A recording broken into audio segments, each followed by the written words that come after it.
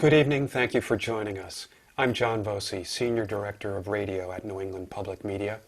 Tonight we are proud to partner with the Massachusetts International Festival of the Arts and the Victory Players Contemporary Music Ensemble in presenting El Puerto Rico 3, The Rich Port. In tonight's virtual concert, members of the Victory Players will premiere 6 newly commissioned duets written by Puerto Rican composers. All of the works are inspired by the island's rich history and culture. Tianhui Ng, the Victory Players music director, will be our guide for tonight's concert. In addition to being music director of the Victory Players, Tian is also the music director of the Pioneer Valley Symphony, the Boston Opera Collaborative, and the director of orchestral studies at Mount Holyoke College. Tonight's program will run approximately 1 hour and 15 minutes and will be followed by a conversation with the composers and performers. It's now my pleasure to introduce Don Sanders, the Executive Artistic Director of the Massachusetts International Festival of the Arts. Enjoy tonight's concert.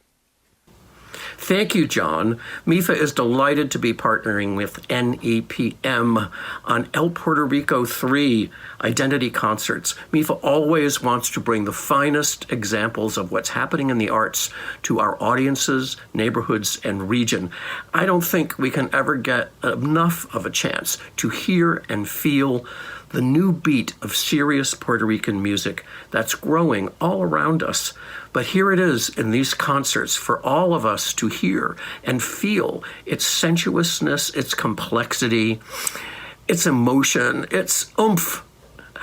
A music that's part of the old world, part of the new world, and part of a bigger world that we're all becoming.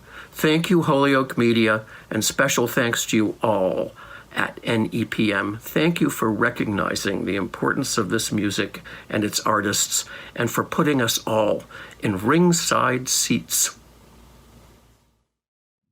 Good evening, everyone. Welcome to this special event, El Puerto Rico 3 Identity Duets.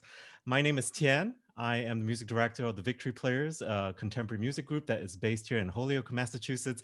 And it is my great delight to be able to see and spend this time with you this evening and celebrating the music of our Puerto Rican community here in Holyoke. Because this is completely happening online, we have mastered the music as well as we can. And you might find that, if you have access to headphones or earphones, that this might be the best way to access this music. Otherwise, obviously, feel free to enjoy the music as it comes in whatever device that you're using. When this pandemic started in March and April, we were all getting ready to get into our usual residency here in Holyoke, Massachusetts, and we found ourselves unable to do so. And we decided to come together with our wonderful friends and colleagues, our composers and the musicians, and we came together to discuss what we could do. And we thought also that this might actually be an unusual opportunity for all of us to get together and discuss about what we might actually want to say in this very special time. And hence this idea of identity duets. This was something that after about an hour of discussion with the composers that we found ourselves returning to again and again, because of course, the history of Puerto Rico as a territory within the U.S. has always been a very, very colorful one. And we have this opportunity here to celebrate all of the cultural richness that is the identity, the culture, and the world of the island of Puerto Rico. So I'm so delighted that you're here and able to join us on this program. Our first piece that we're going to play today is Se Oyen los lamentos por doquier, and it's written by a composer, Christian Quiñones. And Christian it was amongst the first composers that was here with us for residency. Christian's music has been performed by members of Dal Niente, Load Bang, Illinois Modern Ensemble, Unheard of Ensemble, Trio San Roma, and just all over the place. And he started his journey at the Conservatorio de Música de Puerto Rico, together with emerging talents such as Daniela Santos Colon. Please help me to welcome our first guest composer today, Christian Quiñones.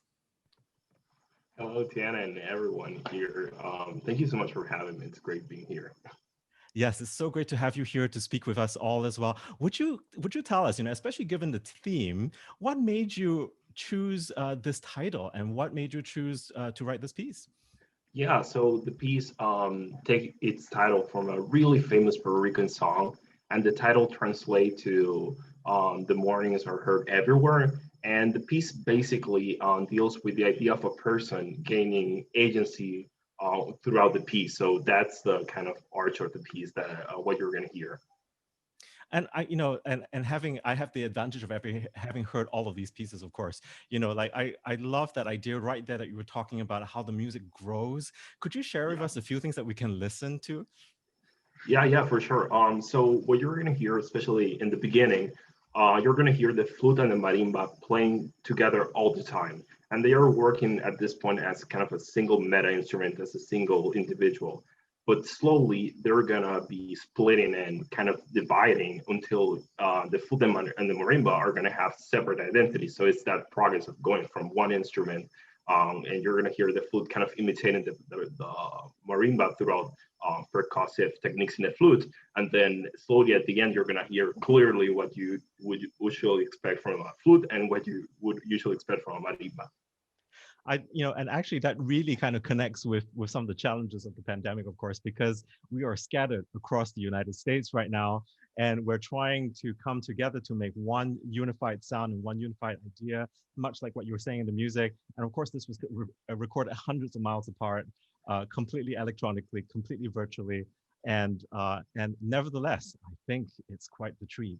Well, thank you so much, Christian. Here's our first piece again. The Morning is heard everywhere in English, and in Spanish, se oyen los lamentos por doquier.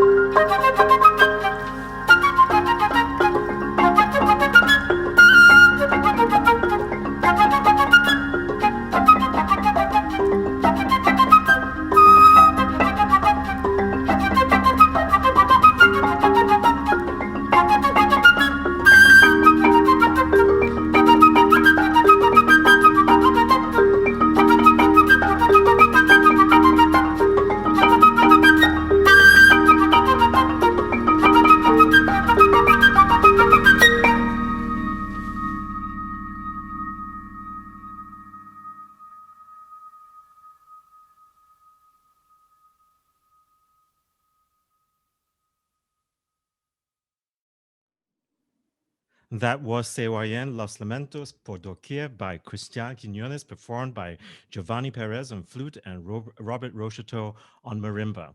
If you just joined us, my name is Tian. I'm music director of the Victory Players, and this is El Puerto Rico 3 Identity Duets. The next piece that we have this evening is by the composer Iván Enrique Rodríguez.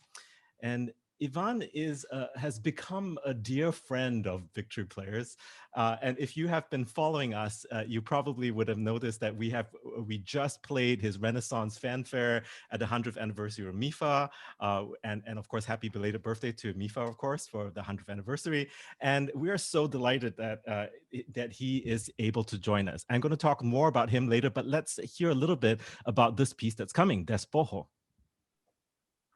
Hello and good evening to everyone. As Tian said, my name is Iván Rodríguez. And yeah, I decided to write the piece Despojo. And Despojo is the Spanish word for like a spiritual cleanse, right? And it comes from the Santeria religion that has roots in African the African diaspora that came slaves to the island and then syncretized with the Catholic religion that was already brought in by the Spains. And I thought, well, we went through 2020, so we really need a cleanse, right?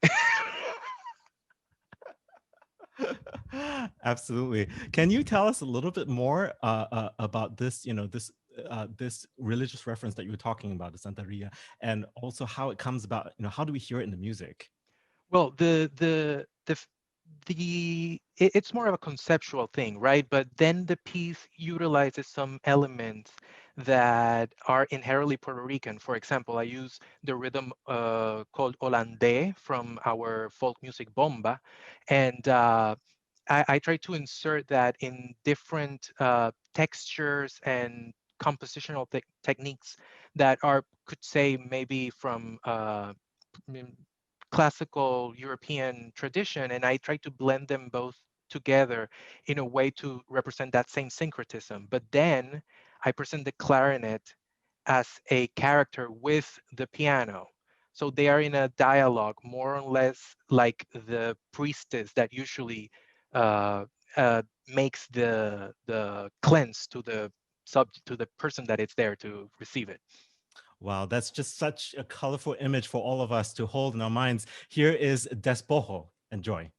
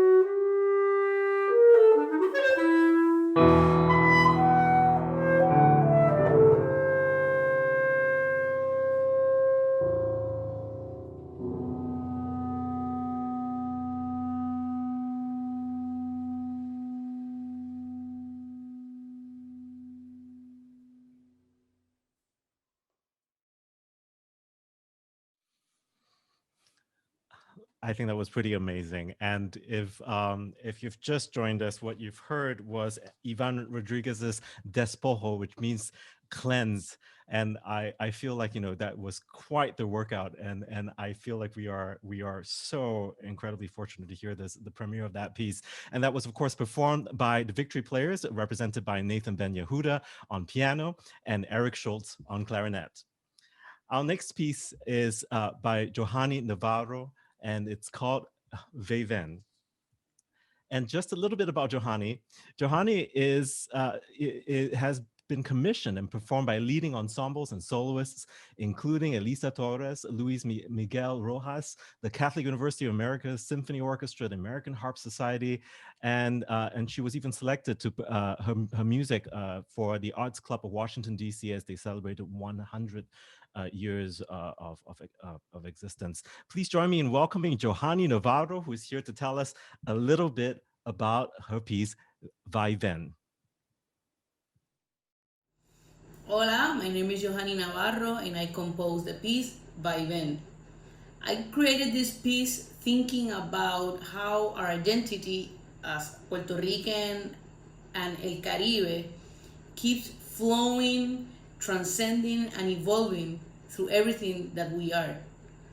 Thinking about that, I decided to use some of the music of El Caribe and combine them in a way that we express that Vaiven among us, among our culture, and among our music. All of this movement is guided by La Clave. That is one of the most important elements in Caribbean music. In this particular case, La Clave en 3-2. You will hear that from the beginning to the end of the piece. I use the structure of La Danza Puertorriqueña for my piece Vaiven. So we have El Paseo, which works like an introduction, then part A, which establishes the main theme, then part B is a different section, but not that different, then part C, which is the most contrasting section of the work, then we recapitulate to the part A, and then we end with a coda. I really hope you enjoy the piece Vaiven para flauta y violín.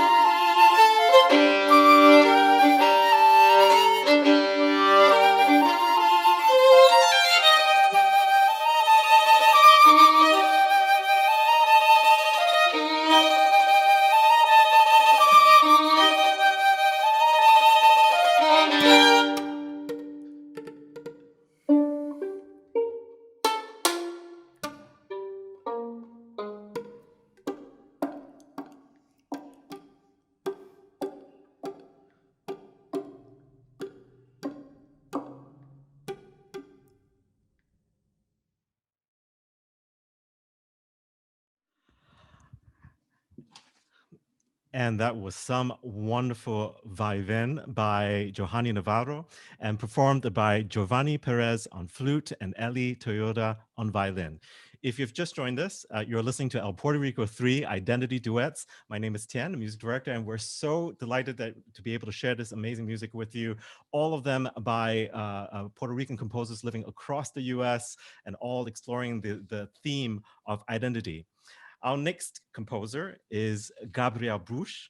And Gabriel has written a piece that I think, when I was listening to all this music, I thought to myself, oh my gosh, like I love the humongous range of dynamics that you're going to hear. So kind of brace yourself. You're going to have, the power of two amazing musicians, but you're going to feel as if you're being blown away by like an electric guitar going, really, really, really wild on it.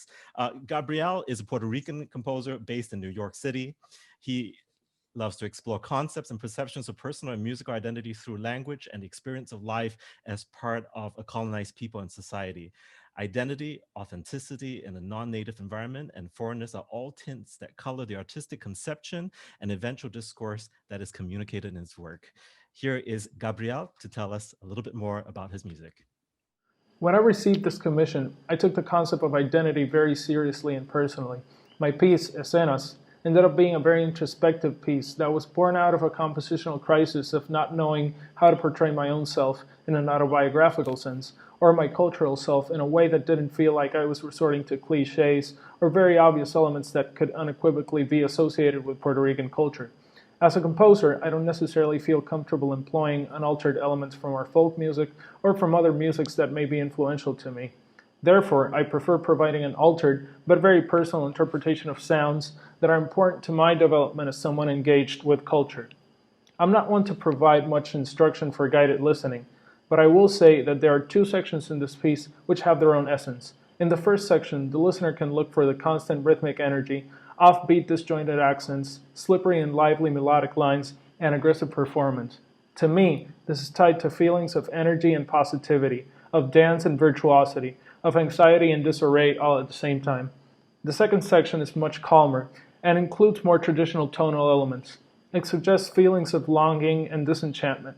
But these elements do not triumph, as I see them combined with feelings of love and awe that are tied to people, culture, and nature.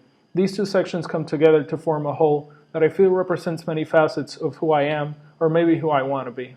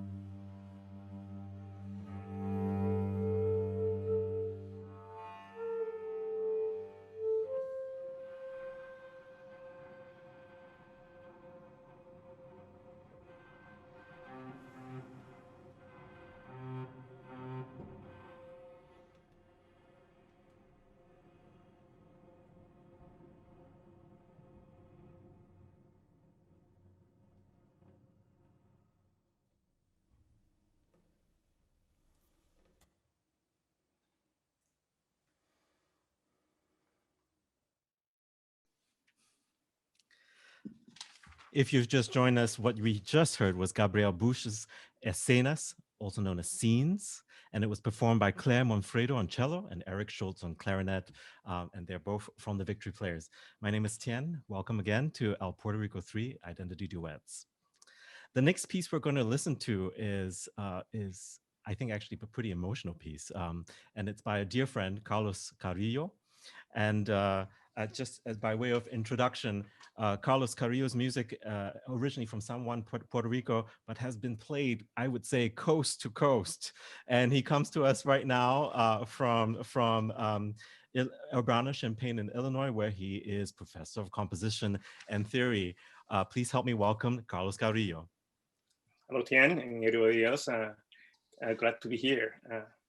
Thank you for joining us. So, I remember talking to you about this piece initially, and you were feeling pretty emotional about Arecibo, the observatory in Puerto Rico.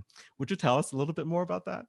Well, when we talk about the commission last fall, I didn't thought about landmarks, places that we identify, in each country, in each culture, with a building or some place.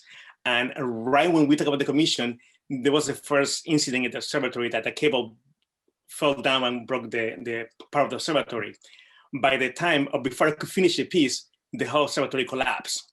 And I think for people of my generation, the place was built in 1963. And for us, basically the biggest radio telescope in the planet was in Puerto Rico. So we basically, we're proud of that, like we identify with that place, and now it's gone. So it's like part of your identity is gone. Something has disappeared. And so, yeah, it was pretty significant that we can no longer, I already wasn't the biggest one a few years ago, but now we have lost it. So it's like part of us had been lost. And yeah, I think that's became very significant that all that happened during this fall, and then now we're playing the piece, And I was very struck by the sounds that you created, for the opening of this piece, with the piano and the violin. And would you tell us a little bit more what you had in mind, like why this really, really special, almost like kind of shimmering sound in the opening? This is very interesting. So when I started thinking about the observatory and the piece, I recall that the observatory wasn't a telescope, like have a glass, to look up to sky. It was actually a radio telescope. So it was sending radio signals. So I was thinking about that, about the kind of message that was being received from the telescope and sent back to space. There was actually some kind of, radio mechanic sound. So I created that in the piece when I started. But then very quickly, I moved into the people of the island, about more than just a radio telescope sending signals, the people who live in the island and how we somehow move there and go to that place or see or congregate there to observe the skies, to observe the heavens, So that sound originally came from the idea of a radio telescope sending something, like the piece getting higher and higher as the piece go through and getting louder. That's pretty amazing. And I find myself thinking, of course, that if anybody followed the source of the signal and were looking for Earth, that they would probably land in Puerto Rico first because of this, right? Exactly. And we did saying a message was sent about the location of the planet from Puerto Rico. So maybe eventually that will happen. Amazing. Well, here is Carlos Carrillo's Para observar los cielos, to observe the heavens.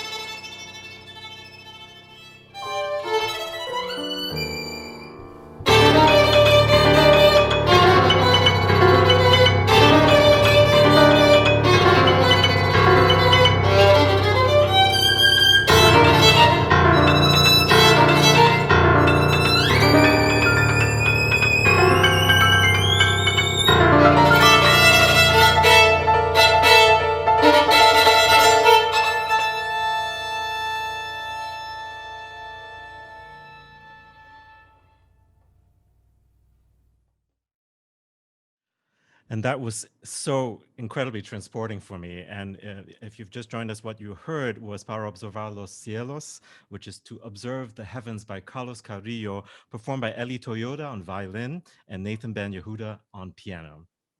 Our next piece is Amatista, or Amethyst, and it's by the composer Omar Surillo.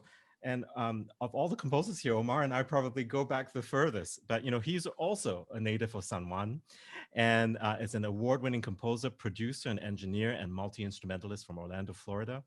And his music has been played by the Greenwood String Quartet, the Philharmonia, of course, us as well. And he has been able to record music of multiple genres with artists in Venezuela, California, and New York City. So here to share a little bit more about the next piece, Amatista, is Omar Surillo. Hello, I'm Omar Surillo, and I composed the piece Amatista for cello and marimba. Amatista translates in Spanish to amethyst, a beautiful purple-colored variety of quartz. In my youth, I remember my grandmother had a collection of amethysts on display around the house. I recall being fascinated by the compositional structure of the crystals and the richness of its purple color. There was a particular one that I remember seeing on top of her piano, where I would sit down and improvise all sorts of fun and random music. The entire time I would stare at it and wonder what it would be like to miniaturize myself and explore the crystals. In a way, reflecting back to this particular memory helped me visualize my piece. It begins with a melancholy melody in the cello, accompanied by soft and gentle harmonies on the marimba. Soon after, the material rips wide open, with a set of angular and aggressive gestures on both instruments performed at a fairly fast tempo. The overall structure of the piece is light and transparent, with sections influenced by popular music styles. Thank you for joining us tonight, and I hope you enjoy my piece.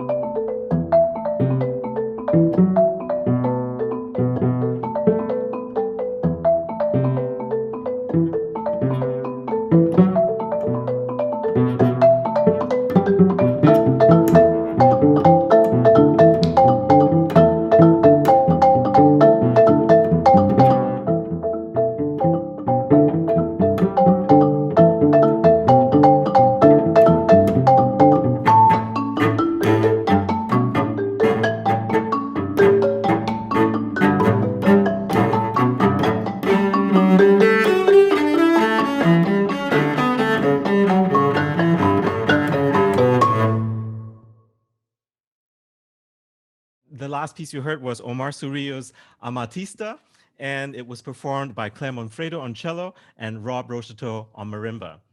And that actually was the last of the 6 duets that we commissioned for this pandemic moment.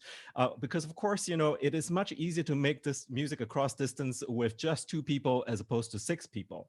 The next piece that we're going to listen to is actually one of the pieces that we were meant to have performed and premiered back in June of 2020.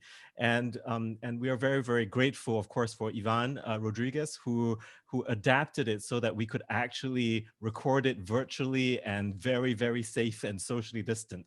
I didn't manage to introduce Iván earlier, so I just wanted to say a few words about our wonderful Iván. Puerto Rican composer Iván Rodríguez's music has been performed in Puerto Rico, the US, throughout North and South America, and Europe, where in Italy, his piece Madre Luna received 2014's Rimini International Choral Competition Prize. And for those of us who don't know it, it's a big deal.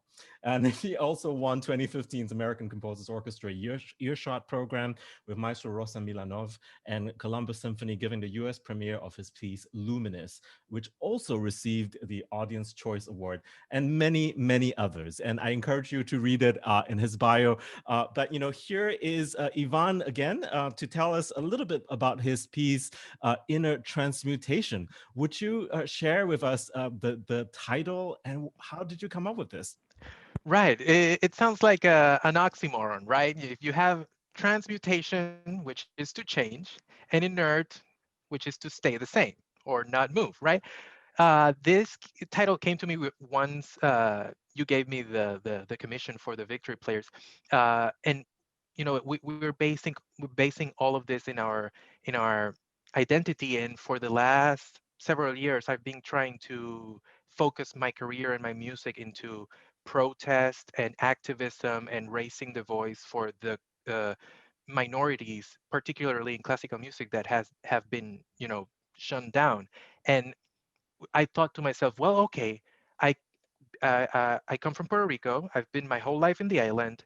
All of a sudden, I moved to the U.S., and now the U.S. is my home, where my house is.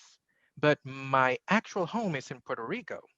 But the more year passes, you know, the more the year pass by, that I stay here in the U.S., I get to know all my neighborhood, my local pizzeria, my friends here, the school where I go to, and when I go back to Puerto Rico keeps changing, and my memory of the island keeps being back in what it used to be in 2014 when I left the island. So at a certain point, yeah, there was a transmutation because I changed, but I kept being the same person. I am proud of being Puerto Rican, and I remember my island, and it will always be my island. But I can't really imagine myself not having gone through this journey. So that's why it's that oxymoron of changing without changing. And you know, and of course, you know, this is one of the challenges for a composer, right? Because this is a pretty complicated concept to try to kind of transmit just, you know, without words, right? There are no nobody singing to this, and it's just the instrumentalists playing. So can you explain to us, like, what are some of the things you do to express this in your music? So it's very interesting because at first I stopped myself and I thought, well, okay, what it is to be Puerto Rican and what it is to be outside of Puerto Rico. So the first thing that came to mind were the rhythms that I love, that I grew up with, which are the bomba rhythms. And I started utilizing, the whole piece is based on this rhythm called the sika rhythm that goes like ta ta ta ta ta ta ta ta ta ta ta ta, and it's just that rhythm, and you will hear it over and over again in the piece. But also I quote a little fragment of a song called Lamento Borincano, or the Borincanos or Borincans Lament. And that's a song that, if you're from Puerto Rico, you know what I'm talking to. And you know what I'm talking about. And it's a song that we all knew when we were kids, that we all sang. And I take the basically the first segment of the song, da da dee da dee da da da dee da dee da da da dee da dee da da dee, and I take all of that and I put that into different situations, some situations of a lot of tension, some very paused and calm, some that are kind of jazzy, popsy influence, because the US is basically the birthplace of pop and jazz. So I try to put everything through, my signifiers through those experiences. And in the end, the signifiers stay the same because, we change, but we stay the same. And and this is one of the things that I think us the musicians playing this piece really enjoyed it, because you are gonna hear, and this is to our audience, you're gonna hear all over the place this fragment that Iván just sang for us, and it truly is something really special. So please enjoy this Transmutación Inerte.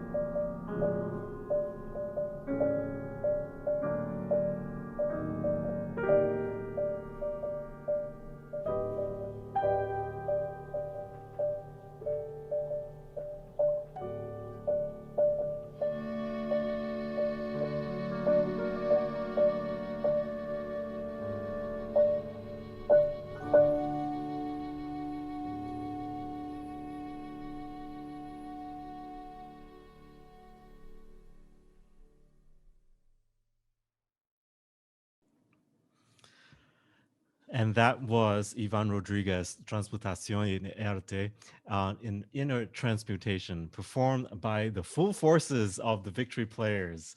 And you saw them, and in order of appearance, Giovanni Perez on flute, Robert Rocheteau on marimba, Nathan Ben Yehuda on piano, Eric Schultz on clarinet, Ellie Toyota on violin, and Claire Monfredo on cello.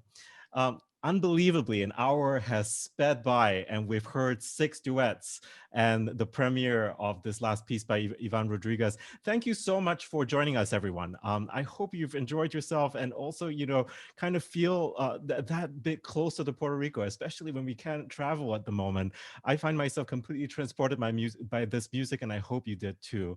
And we've just posted a link to the Victory Players here on the chat.